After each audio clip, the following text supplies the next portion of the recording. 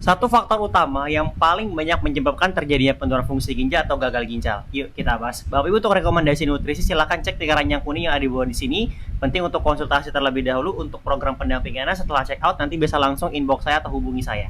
Nah, berkaitan dengan kasus paling banyak, apa yang membuat seseorang ini terkena risiko penurunan fungsi ginjal bahkan harus cuci darah gagal ginjal itu satu, Bapak Ibu.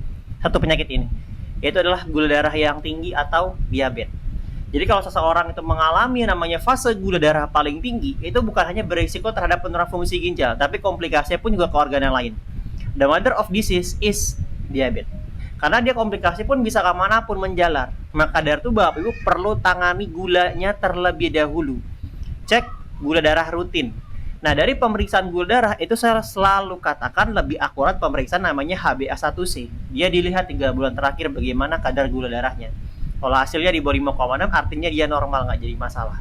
5,7 sampai 6,4 dia pre-diabetes, 6,5 ke atas itu memang sudah fase diabetes. Nah, kendalikan ini. Hasil HbA1c harus turun. Bagaimana cara menurunkannya? Pertama jelas pola pikir, jangan sampai stres. Biar hormon kortisolnya nggak keluar. Ini ngebuat gula darah itu bisa naik. Jadi kalau Bapak stres, gula darah pun juga ikut naik.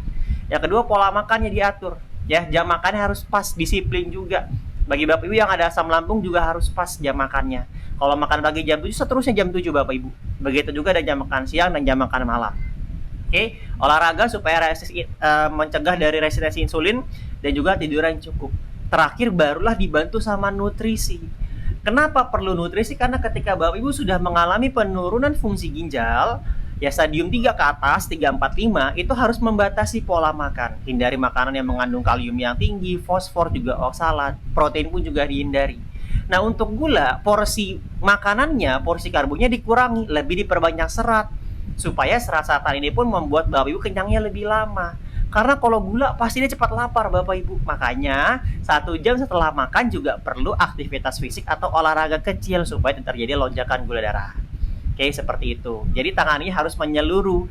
Jadi kalau sudah mengalami penurunan fungsi ginjal, tangani ginjalnya juga, begitu juga dengan gulanya. Kalau misalkan Bapak Ibu hanya menurunkan kreatin urium tapi gulanya tidak, kreatin dan urium dia akan turun nanti dalam jangka waktu dekat dia akan naik kembali. Begitu juga sama gula darahnya. Nah, kalau Bapak Ibu tangani gulanya supaya dia turun, itu otomatis kreatin urium dia ikut turun Bapak Ibu. Seperti itu. Nah, saya memang mendampingi pasien ginjal itu dengan nutrisi. Harus dibantu sama nutrisi karena ada pembatasan tadi menjadi pemicunya.